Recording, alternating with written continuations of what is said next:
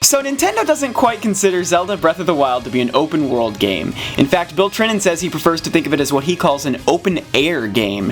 He says a lot of open-world games use that space so that they can tell story, but Zelda is really all about the world and sort of breathing the wild. And this lines up pretty strongly with something from Miyamoto, who says that the game really isn't heavy on story.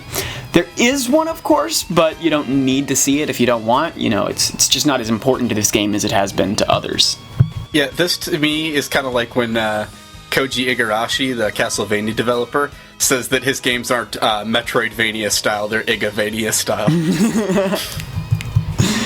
I also kind of wonder if there's more to that phrase open air than we think. Because, I mean, we already know that the sailcloth is a big deal, but then there's also this big floating island in the sky that we can see in some of the game art and the footage and stuff.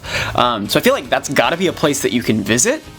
Plus, the Treehouse member mentioned that there will be, like, other vehicles, kind of like the horse, which makes me sort of think of the Loftwings from Skyward Sword. So I feel like those might come back in some way and make air travel, you know, faster and even better than the sailcloth. So I don't know, there's just a lot of interesting things going on. How could you possibly get better than a sailcloth? The answer is clearly that you'll get the Master Bike and it will be able to fly. Oh my god, the flying Master Bike, could you believe that? Your Epona or your horse will just sprout wings at some point. Or a DeLorean. You'll be a Pegasus.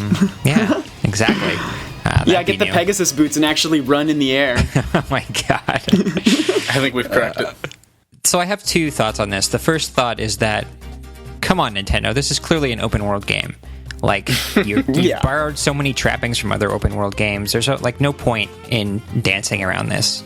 Not only that, but they were marketing it as such, you know, before they even really announced it. So let's just call it an open world game. But on the flip side, I do kind of appreciate that they're trying to be thoughtful about not just making a genre game, but also doing new and interesting things with it. Because from what we've seen of Breath of the Wild, it's not just about running around a world to do a bunch of quests, you know, kind of like how Miyamoto says the game's not really about story. It's more about the world itself. And so it's odd that would be why they wouldn't call it open world if it's about the world, but it does show that they're taking a different approach to other open world games in the sense that the open exploration is about interacting with the world.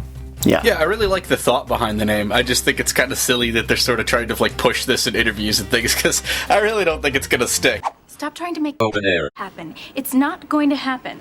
And like you said, open world is already a term that pretty well sums that up. Yeah, like, why can't they just say this is the best open world game you'll ever play because it's so immersive? Like, because there's so much open air in it. Yeah, I mean, it does make a lot of use of vertical space already that we've already seen. So, but every mountain can be climbed, and literally climbed, actually. So yeah. Hello everybody, thank you for listening to this Nintendo Week clip, NWC. If you like what you hear, please subscribe to us here on YouTube for more highlights and discussion videos from Nintendo Week podcast, or subscribe to us on iTunes for weekly breakdowns of all your Nintendo news, discussion segments on subjects, games, and more, and tons of other features. Thanks for listening, and we will see you tomorrow with another NWC.